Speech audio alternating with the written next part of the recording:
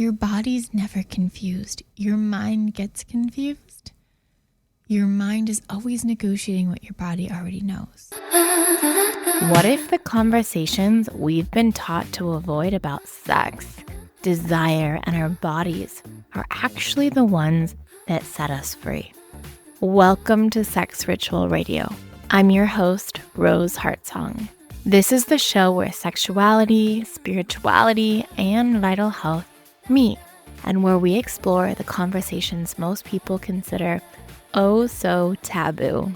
Each week, I sit down with fascinating voices exploring intimacy, relationships, healing, and human potential. Let's dive in. Good evening. Hello. This is Rose Heartsong, and this is Sex Ritual Radio. And tonight, we are going to be talking about boundaries. We're going to be talking about requests and expectations. We're going to talk about listening to your body and your intuition, about knowing what you want, and attuning to yourself. And so I'm going to actually ask us to take a moment to breathe and take a deep breath in and close your eyes for a moment if you can. If you're not driving, take a deep breath in and exhale. Take another deep breath in and exhale and drop your shoulders. Take another deep breath in and just notice what's present in your body right now.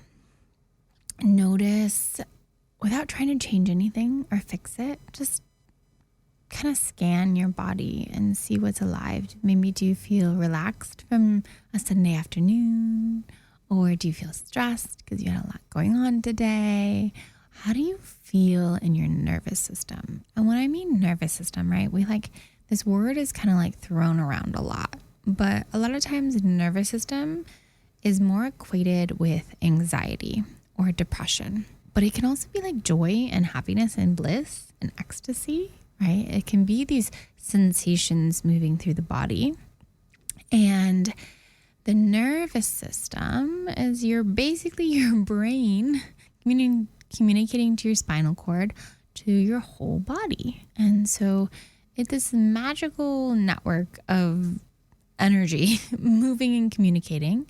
And a lot of times we override our nervous systems and we don't listen. So like pain and tension and even like gas or constipation or having a tight body can be related to your nerves and your nervous system and tension there. And so we as a culture, I'm learning as a culture about this concept of boundaries. And so basically what we're talking about is boundaries, desires, self-trust in love and intimacy, and also like kind of the difference between what boundaries are and what control is, and that's kind of what we're going to dive in today. So one of the reasons I had you start breathing and feeling into your body is a lot of times we spend the majority of our time, we are training our nervous systems to be in our heads. With social media, scrolling, looking for things, going outside of ourselves. Even therapy, therapy can be very mental. And so we spend a lot of times outside of in our minds. And when we're in our minds, we're not necessarily always tracking what's happening in the body. And the body holds and stores a lot of data. So if you think about it, like fear usually shows up in the gut, right? Or in the heart, in the chest, it can tighten up. Or excitement can be like butterflies in the belly. Or heartache can be like your heart is breaking open in your chest. And so it lives in different areas, and our bodies are always talking to us. But unfortunately, because we live in this world in which we are supposed to be a freaking good little boy and good little girl and not break the rules and do it as mommy and daddy says and follow the rules and do everything in alignment with the way we're supposed to be in our society based on programming, right? So people are getting jobs they hate, they're in marriages they hate, they're doing things every day that they hate, and yet they're not listening to their body and their intuition or their self. They're kind of listening to everything outside of them versus listening to what's true for them. And so one of the things I do as a coach, like that's what a coach does. Coaches focus on creating clarity for your future. A lot of times therapists work with the trauma from your past, and coaches help you get clear on what it is that you desire and want to do moving forward. And as a sex, love, and intimacy coach, I help people in the realms of erotic play and kink and tantra and intimacy and communication and depth. And so in that reality, I help people get clear. I help you get clear on what it is that you deeply desire. But along with the clarity, we have to know what we want, but we also get to know what we don't want. And a lot of times we will do things that we do not want to do to be a good little boy or little girl. And then that shuts our bodies down. It creates anxiety. It creates depression. It creates resistance, frustration, negative experiences in our nervous system. And it makes our nervous systems contract. And when I say contract, it means getting smaller. You want to go inward and internalize and go inside and get away from people and get away from society and kind of go into our beds or go inwards. And unfortunately, I don't think that's working. I don't think it's healthy. I don't think it's necessarily effective because the amount of people on antidepressants and SSRIs and all sorts of different medications, which just kind of numb the feeling, they just kind of like disconnect. Like, I'm not a doctor, I'm not a scientist, I don't know exactly how it works, but I definitely know that it numbs and disassociates people. And when it numbs and disassociates people, it turns off their turn on.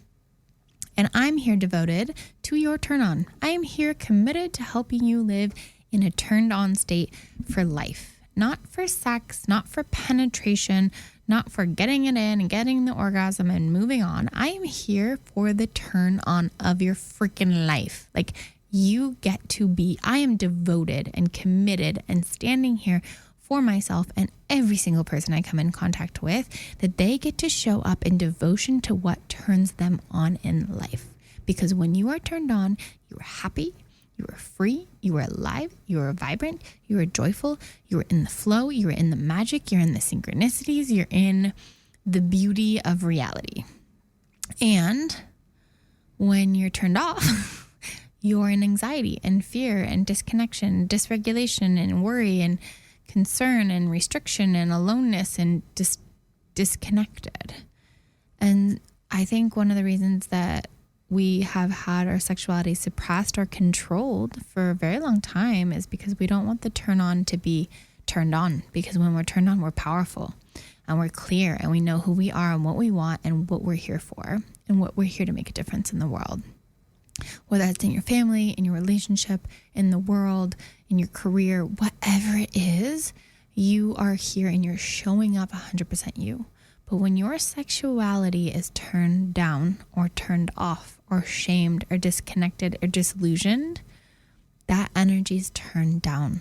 That clarity and that power and that potency and that magic that we all have within our erotic essence, because Eros, sex, creates life. And that is what creates babies. And that's where we all come from. You came from sex. You came from sex and you came from sex.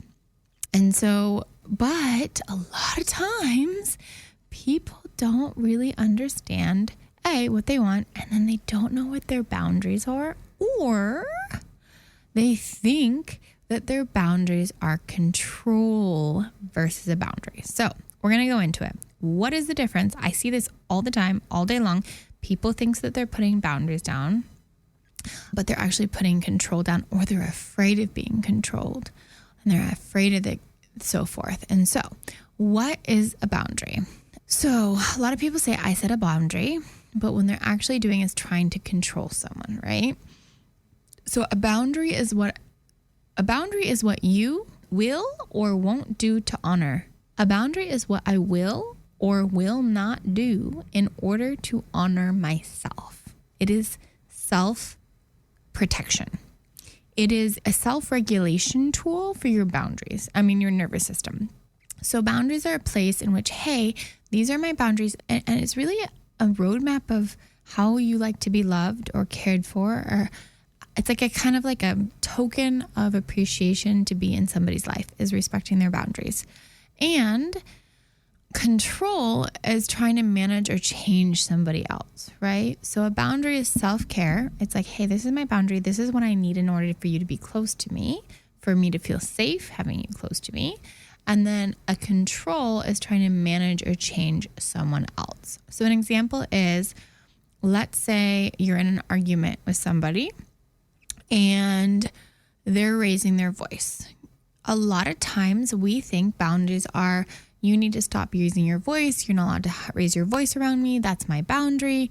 Like, you're not allowed to do that. Stop raising your voice. But that's actually not a boundary. That is being controlling. That's trying to control somebody else's behavior, right? Where a boundary is, hey, I got it. Your voice is raised. And I'm going to just like pause and exit this conversation because I'm not available to be spoken to in that tone. And then you leave the room. And that's the hardest part about boundaries, self-boundaries. The hardest part about boundaries is saying, hey, your tone is elevated and I'm going to go, and let me know when you want to like have a good conversation, but I'm leaving. And then like getting up and walking out the door. Because when we're in an intimate relationship and the energy is really intense and like when there's an elevated experience happening, we kind of want to stay in the dance of the chaos a lot of times. Some people shut down, and that's another way, of dealing with it. But it's also, a boundary isn't just leaving, right? It's not like, oh, their voice raised and so they ran away. That's shutting down. But a boundary is saying, hey, your voice is raised. I gotta go. Let me know when you want to talk without the raised voice. But it's not telling somebody that they can't raise their voice with you.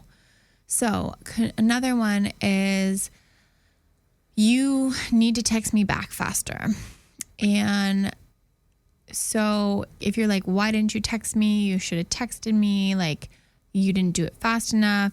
Like, a lot of times people think that is a boundary. My boundary is, you need to text me back faster. Versus communicating something like, consistent communication matters to me. Consistent communication matters to me. If it's not there, I'm not available for this relationship. If you don't meet me the way I need to be met, I'm not in this container. I'm out. That doesn't mean you're saying, hey, you have to text me. You're saying, this is what I need and desire. And if it's not met, then I'm not having my needs met and this doesn't benefit me. And so another one controlling example is, you need to make more time for me. I need you to make more time for me. That's my boundary. Whereas I'm looking of actual proper boundaries. I'm looking for connection where we prioritize each other. If that's not here, I will choose differently. So you're choosing in or not. You can't control somebody else's actions ever. It doesn't work. You communicate your needs, express what you need, and express, like, if those needs are not met, then you can leave. But if you try to like constantly stay in the relationship and be like, well, you're not giving time for me, or you're not doing this for me, or you're not doing that for me, and I need you to, and that's my boundary. That's not the boundary. The boundary is putting clear on what the container is for you and letting them know that if it isn't met, then you get to leave, and that's okay. And a lot of times I think couples try so hard to stay together, and yet they're miserable and they're not happy, and yet they're trying to make it work, and they're trying to change and fix the other person versus just clearly putting down a boundary and expressing it and then walking away if necessary. And I'm not saying like you need to break up with everyone, but I'm saying if you actually, this boundary is important for you, you need to hold a firm line. Because if you keep saying, if you threaten it, but then don't do it, that's not healthy either. An example for emotional safety is, I need you to validate me right now. I'm feeling dismissed right now. You need to validate me right now. And instead of saying you need to validate me right now, it's if I feel dismissed, I'm going to step away from the conversation. So one of them, let's break that down because I think that's really important. If you're in a relationship, in an argument or a conversation that's heated and you're really wanting to be paid attention to and supported and you feel dysregulated and you're wanting your partner to validate you and you're saying, I need you to do this for me. That's not a boundary. Like my boundary is I need you to validate me or whatever. It's if I feel dismissed, I'm going to step away from this conversation. So your dismissal is not validating for me. So thus I will leave the conversation and validate myself and regulate myself in order to be able to have my own needs met by myself, right? A lot of times boundaries are self-regulation. A boundary does not require somebody else to change. It requires you to follow through.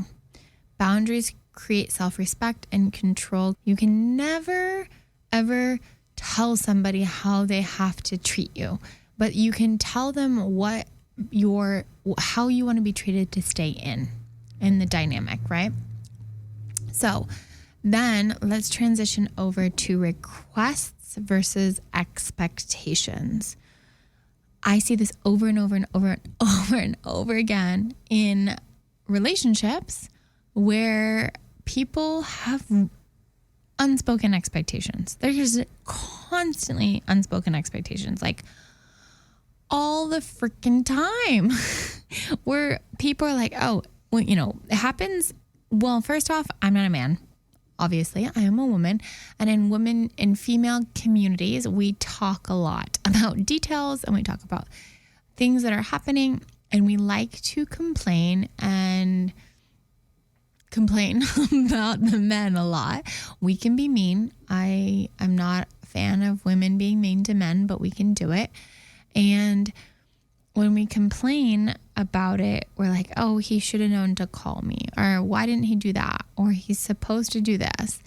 And that doesn't work. If he doesn't know that he's supposed to do that, then that doesn't work.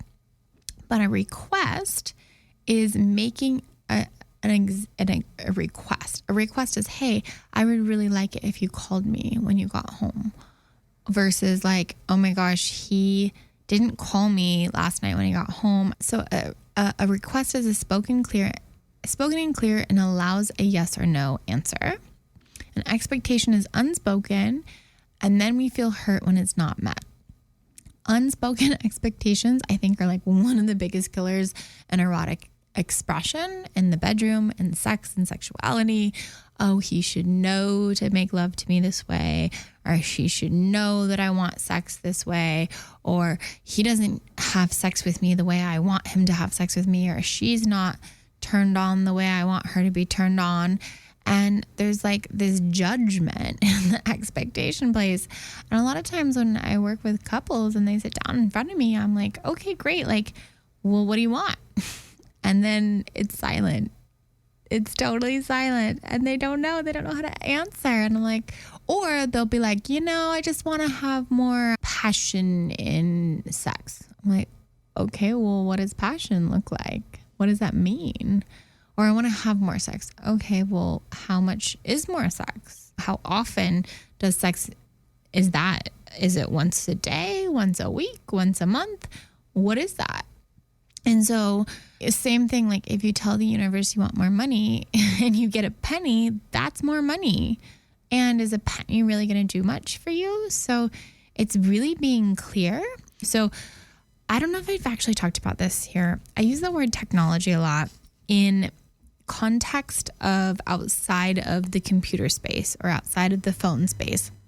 And I went down and I did some research on the word of technology, and teke, I think it's Greek, and it comes from the study of, and knowledge is the study of or the knowledge of, and teke is arts.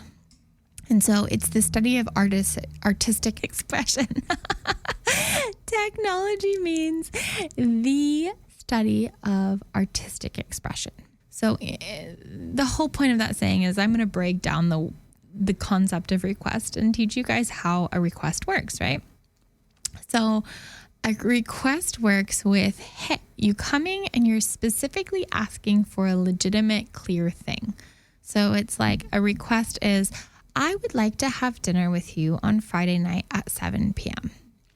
And a request is not, hey, would you like to hang out sometime, right? That's a suggestion. Or I'd like to hang out sometime. That's a suggestion. A request is clear, it's defined, it's specific. I would like to go to dinner with you on Friday at 7 p.m. Are you available for that? And then when the person receives the request, they have 3 options. You can say, yes, I will go to dinner with you at 7 p.m. on Friday. That sounds fabulous. You can say, no, I'm actually not available for that, but thank you. I just don't see us going to dinner together. I'm a no. Or you can do a counter offer. And a counter offer is, hey, I would love to have dinner with you, but Friday at 7 just does not work for me, but Saturday at 7 would work. Would that work for you? And then they can go back, right? That's a counter offer request. This is how we make an agreement. And then the person says, yeah, actually Saturday would be great. Be okay, cool. Then they agree to it. That is a specific request. That is making a clear request and the person is saying yes or no, or maybe another time. An expectation would be, why hasn't he called me? Or an unspoken expectation. Expectation is he should ask me out to dinner.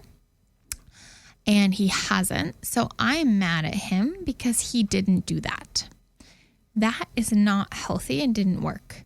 You can make a request to him if you would like him to take you out to dinner. You can say, hey, babe, or hey, hottie, I would love to go to dinner with you. Would you be open to asking me out? I would really love that. Right? So that's a clear request as well. But saying, oh, he hasn't asked me out. Why hasn't he called? I can't believe it. So we don't like the unspoken expectations, and yet it is something that we do all the freaking time. I get to catch myself a lot on this, in all honesty. Some examples I got is, if they cared, they would check in. That's a good one. That's an expectation. If they cared, they would check in. And a real request would be, would you be open to checking in with me when I've had a hard day? And then, or after intimacy and sex, right? An expectation is they cuddle, stay connected emotionally. And a request is, after intimacy, I love closeness. Would you be open to staying connected like that? Another one is an expectation. This should be progressing by now in a relationship, right? The direction of relationship is, this should be progressing by now. Or a request is, I'm looking for something that grows into commitment. How do you feel about that? So a request is clear and it's specific. An expectation is, they should figure it out and they didn't. They should just know I need reassurance, right? Or, hey, I feel more secure with verbal affirmation. Would you be willing to offer that sometimes? That's a specific request. If you didn't clearly ask for it, you don't get to punish someone for not giving it to you. A request risks vulnerability. An expectation avoids it and creates resentment. I'm going to say that again. A request risks vulnerability and an expectation avoids it and creates resentment. Your body's going to tell you, and you got to listen to your body and to your intuition. Every time I don't listen to my intuition, I get in a bad place. And every time I do listen to my intuition, magic happens. So there's signs that your body is speaking to you. You have tightness. You have anxiety. You're overthinking. You're overgiving. You're numbing out. You're wanting to drink or smoke or disassociate, binge watch shows, overeat, so forth. And that is a sign that your body is speaking to you and you got to make a change. That's your body asking for a shift and a change. So when you are following, that's when your body's like screaming at you and it's like, hey, pay attention to me, right? So intuition, when you're following your intuition and you're listening to it and you're actually hearing it and talking to it, it feels calm and grounded and clear. And you feel like this deep inner trust in yourself. Like, you know that this is right. Even if like your brain is like, what do you mean it's right? This is crazy. But your body and like your intuition, your gut just knows. And then trauma feels urgent, anxious, and gripping. So there's a difference between that. So think of somebody you're connected to right now. I'm going to do a little practice. Think of someone you're connected to right now. Now take a deep breath and feel your body when you're thinking about that person. What's active in your body? Are you feeling tinglings and vibrations in your toes, in your fingers, in your head, maybe in your chest and your stomach? Are you feeling like a drop in your stomach and in your heart or your throat closing? Do you feel expansion or do you feel contraction? Your body's never confused. Your mind gets confused. Your mind is always negotiating what your body already knows. So it's good to know when to stay versus when to go. And this is the edge, because this is where self-trust becomes real. There's good to stay when there's accountability, when repair happens. So I'm talking about when you're creating these boundaries and you're creating clear requests, when there's a willingness to grow and to leave either the room or the relationship, when patterns repeat without changing, toxic patterns specifically, when you're abandoning yourself consistently to stay, when you are abandoning yourself consistently to stay. So your anxiety's up, your fear is up, you're exhausted, you're feeling frustrated, you're feeling tense, and there's no ability for that person to grow with you. Your nervous system is constantly dysregulated, right? That is a big red flag. I always say this about men when they're dating my girlfriends. I don't care what he looks like or how much money he makes or any of that. What I care about, like the outside artificial things, right?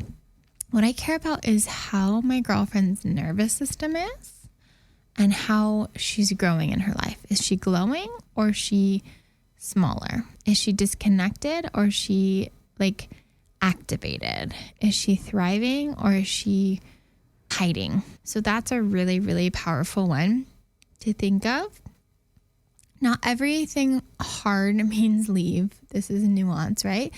But not everything intense also means love. So chemistry does not always mean compatibility, and intensity does not necessarily mean intimacy. And I found this awesome meme on Instagram today, and it resonated. You're not just choosing a partner, you're choosing a mirror. You're choosing a teacher, a teammate, and a co-archetype, an architect of your future. Here's a good affirmation. I don't choose based on chemistry alone. I choose based on character, consistency, and emotional availability. Who you choose as a partner will affect your life more than almost anything else. This isn't just about love. It's about your health, your nervous system, your self-worth, your peace. They are all impacted by who you're with. Choose wisely. Don't settle. Choose someone who can regulate, someone who can work through problems, someone who's willing to do the work to be better. Be that person too. Reminder, the partner you choose is a declaration of what you believe you deserve. I'm going to say that again. The partner you choose is a declaration of what you believe you deserve. All right, y'all, I am going to get a little bit personal, which I don't really do on the show very much. I'm going to share something from my recent dating life, not from a blame, but from self-responsibility, and also to explain kind of why this topic came up. You already know why you are here. You're craving more. Maybe the sex you're having just is not nourishing you. Maybe you're bored or uninspired or just going through the motions of the routine. Maybe you want to explore Tantra, maybe you want to try kink or BDSM, or just something you haven't even got the name for yet. You just are craving it and you feel it in your bones. Maybe you are having sex and still feeling empty afterwards, or just not enough sex and you're carrying this deep resentment. Whatever it looks like, you're just not fulfilled and you're done waiting for that to change. That's where I come in. I work with a small number of private clients and we deepen and develop erotic intelligence and erotic communication. And I help people stop settling and start having the most expansive, pleasurable sex of their lives. This work is intimate, it's deep, and I don't take it lightly. So if you're ready, there's a link in the show notes to apply. I don't take everyone. We got to do a consultation just to see if we resonate and work well together, to see if I can help you work well with me, and we'll start there. And I really look forward to connecting with you and having that conversation. Let's talk soon. Let's get back to that show now. Because I think this is an interesting awareness tool that we do need to talk about. And I will say, I'm going to say that I am so freaking proud of how I showed up in this dynamic and this separation. It's the healthiest separation I've ever had. And I'm also going to keep that person as private and detailed as possible because I don't want to say anything ill about this person. I have absolute respect for him and he's a friend and will continue to be a friend. I'm actually really, really good friends with a lot of my exes. I even had one on the show. There's other exes that I broke up with 10 years ago that I talk to regularly. I believe some people might not agree with me. Y'all might never agree with me, but in my experience, I believe I can be friends with my exes and be healthy. I have exes also that I have blocked and do not have any access to me. So it's not everyone, as long as there's respect and honor in the separation. So I was dating this guy since December. So it's March. So it's not very long. This is the third time we've tried to date. And I'll tell you, unfortunately, third time's not the charm. And I just went through a massive spinal injury and brain injury. And my nervous system has been fried. I haven't talked about it enough on here. I really should talk about more of the healing modalities that I'm doing because I am thriving. Every doctor I see, all the doctors are like, wow, you're doing so amazing considering how injured you are. And I am doing amazing and I'm feeling grateful. And it doesn't mean I don't go to all these doctor's appointments and I don't have massive amounts of pain and suffering and tension and overwhelm and stress and nervous system dysregulation, right? So, and it's been giving me this deep gnosis, this deep knowledge of the nervous system and understanding what I'm talking about and really helping my clients and tools to help regulate the nervous system because I'm healing mine. I have 11 herniated discs in 5 areas of my brain that have been damaged from this injury. And so I'm really deep in the nuanced experiential practice of healing the nervous system because the brain and the spine, that's the nervous system. Mine's got some stuff going on. And so he reached out to me in November and I was definitely in a different place than I am now. I'm definitely a lot more empowered. Now I'm healing. I've been devotional to my doctor's appointments and my physical therapy and all the things I've been doing. And so he reached out to me and I was intentionally dating. I was going on intentional dates. I'm looking for my partner. I'm almost 37. I'm devoted, ready to dive into the deep devotional practice of Eros and erotic growth and what it takes to be in a long-term relationship. And I'm super ready for that. And also, one of the things I'm learning is I got to find my vibrational match and not settle because I want to make sure my energy is vibrant and alive and happy and healthy. And I want a partner that doesn't, my current single life, it adds to it. It doesn't subtract to it. We had an amazing Christmas. I'm super grateful for that. Everything that we did together, I'm really, really grateful for. And then unfortunately he lives not in this state. And so we've been trying to do long distance, which is not, I'm sharing this to share with you guys where I crossed my own boundaries and what wasn't working and how I went across my own boundaries in this. And, I want to share that experience because it's important, I think, to learn in these ways. But something I'm learning is my boundary is I don't do long distance. That's just like not even an option. And because we had a history and because I did care about him a lot in the past and he was open to moving to California in like specifically like 6 months or so, I was open to exploring our dynamic because we did have really beautiful chemistry together, and my body was sensitive and I was really careful about like being touched and having to do breath work into my lower back because like I have 5 hernia discs in my lumbar spine. So like the idea of being penetrated and the idea of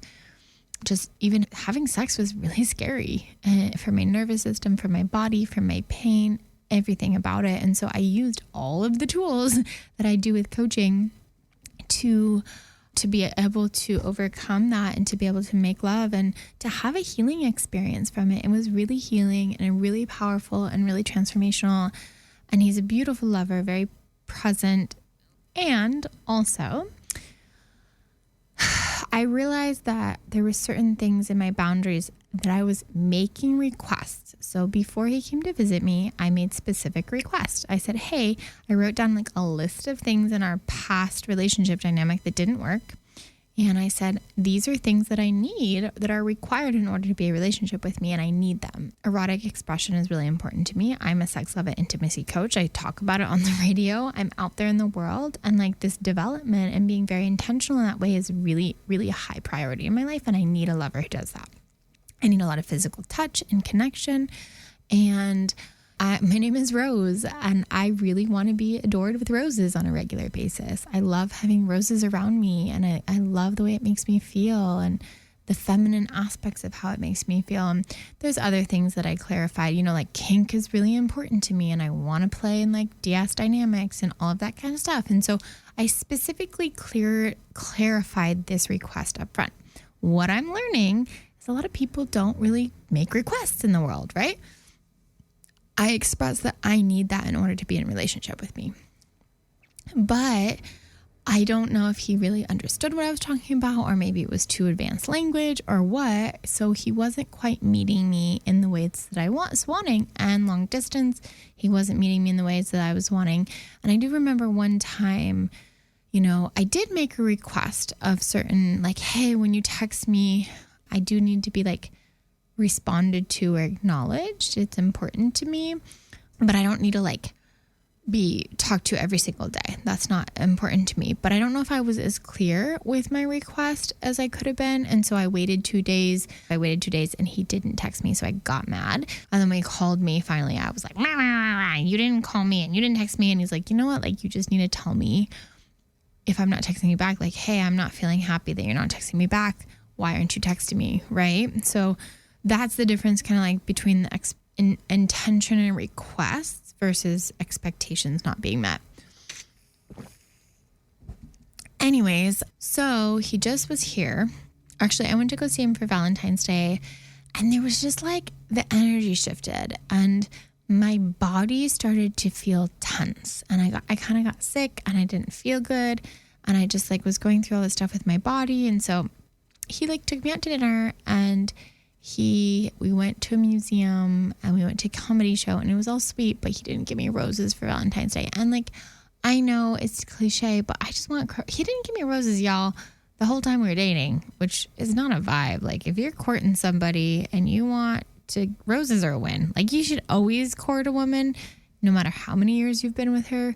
You should always buy her flowers. Roses always, like, never stop buying a woman roses, please. Like, it makes her soft and feel good and soften and sweet and her feminine. And like, ladies, if you don't like roses, surrender, like really surrender. Anyway, so he didn't give me roses, but I had communicated up front before he came to see me what my boundary or like my intent. Let's go through this, right?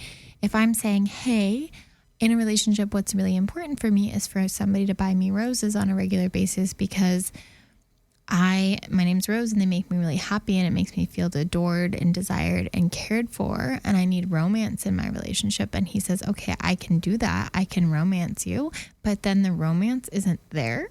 So I made a request of romance that was confirmed, but then it wasn't fulfilled. And when it wasn't fulfilled, it's not an unspoken expectation.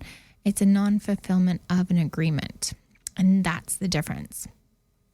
If I said, hey, roses are really important to me, and he goes, oh, well, I just don't really know if I can do that, then that's a different story, right? Anyway, so I felt my body kind of shutting down, and my intuition started to tell me this kind of wasn't right. And then I started getting frustrated with the long distance and then not seeing each other once a month and so forth. And so he just came here this week, and it was interesting because my nervous system kind of shut down, and I got anxious and overwhelmed, and I didn't want to connect. And I tried to tell him, hey, like, I'm feeling disconnected from you, but it felt like kind of attack for him, and the energy got really tense and tight. You know, it was really interesting because I was like, you know, I'm really sorry that the energy is tense and tight right now, but I really want to work through this with you. I really want to come back to intimacy and connection. And I'm concerned that we're long distance and haven't seen each other in a month. And there's a lot of tension here. Like, this is really concerning to me, and I really want to navigate through it. And he just wasn't able to meet me. There was not an ability to do that. And so I really listened to myself and my intuition and my body. And, you know, there's so many women in the world who I've been with this man. I've known him for 7 years. I've been with him on and off. You know, there's a story in my head or a fantasy of it like working out or whatever. And there's so many women that would have fought for that and like tried to stay in and make it work and have this romantic idea of him moving there for her and all this stuff. And basically I came to him and I was like, listen, these are patterns that are already in the beginning not working for me. This is what I need in order to be in relationship with somebody. I said that these are the factors that I need, that I require in order to be in a long-term intimate relationship. Like, I want to explore in all these ways. And it was so interesting because he received it as I was trying to control him. He's like, well, you know, you can't tell me how to be or how to behave or how to act. And I said, I'm not trying to make you behave or act any specific way. I'm just expressing to you what it is that I need. And if that's something that you can't meet, then that just means there's a value misalignment here. It doesn't mean you're a bad guy. It doesn't mean you're a bad person. It just means that you're not the right fit and they're not the right match. And because we are able to have like that mature of a conversation, you know, and I said after that, I said, I think you're a great guy. I think you're an amazing friend. You know, you've been a really good part of my life for the last 7 years, and just don't think we should date. Like, it's just not in alignment in that way. And so he agreed, and we had a conversation about it. You know, I was able to fully listen and hear him out and hear his story out and what his perspective was. We ended with him getting dropped off at the airport yesterday, and I feel very concrete and grounded and completely in honor of myself because I had boundaries. I communicated them. I communicated what my intentions and desires were. I told him what, you know, I made requests that were very clear up front of like, hey, this is what I require in order for intimacy. And he just wasn't able to meet them. Doesn't mean he's a bad guy though.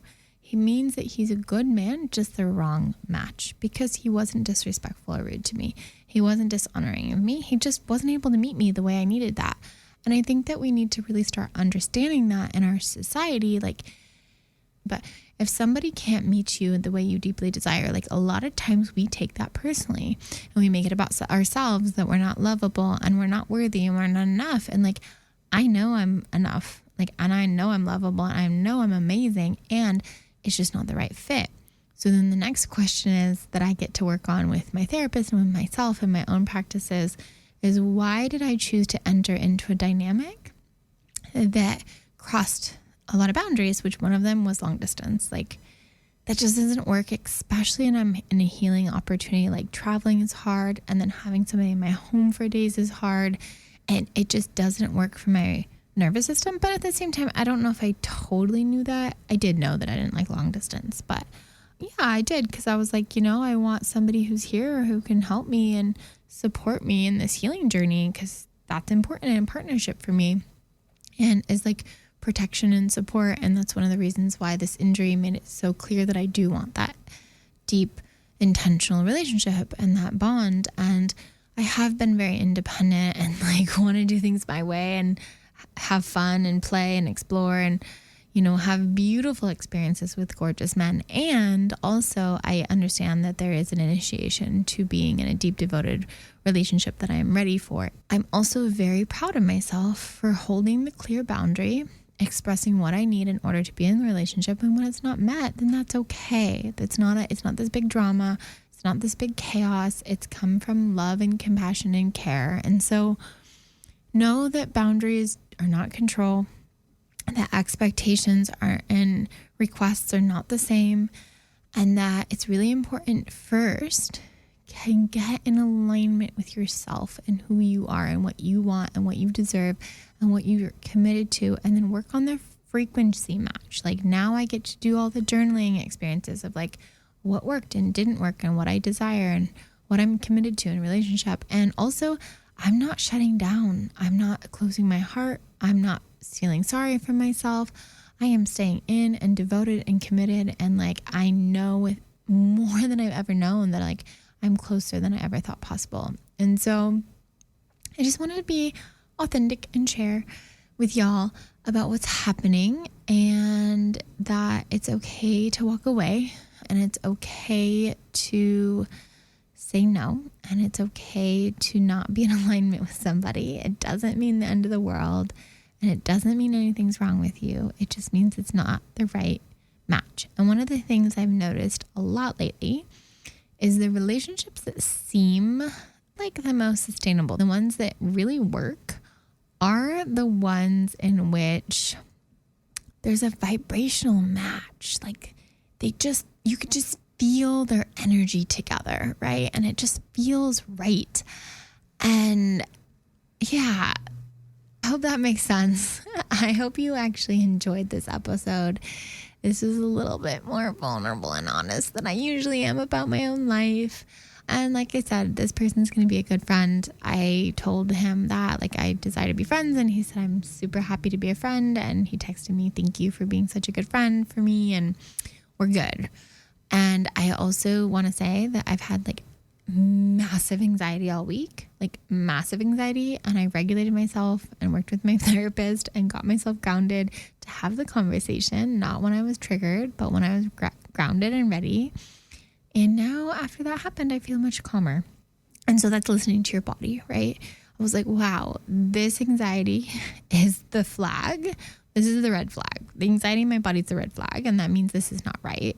And like, I have to hold accountable to what I have for my girlfriends, to myself, and that I need to make sure that my nervous system is taken care of and supported and regulated. So I'm proud of myself. I used all the tools that I teach in all my coaching. I communicated with honor and grace.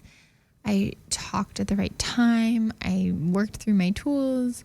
And yeah, so I hope that you got something from this, from my vulnerable share. This is Sex Ritual Radio, the Rose Heartsong. And as always, it is so amazing to have you here listening to this. I hope you have the most beautiful night. Thank you so much, and I'll see you next week. I'm going to be real with you. I am so over sex being a taboo topic that we talk about. I am ready for conscious sexuality, spiritual sexuality to be a conversation in the room. I have been in so many rooms full of people. I share that I'm a sex coach, and people get awkward and shrink and get small around me. And I am so ready for that to be done. And it starts with you. In order to make this conversation bigger, this podcast gets to grow. In 2026, I am committed to impacting 100,000 people's lives with this, and I need your help. So would you please subscribe, leave a comment, share it on your Instagram story, or text it to a friend. It would mean the world to me, and I will see you next week.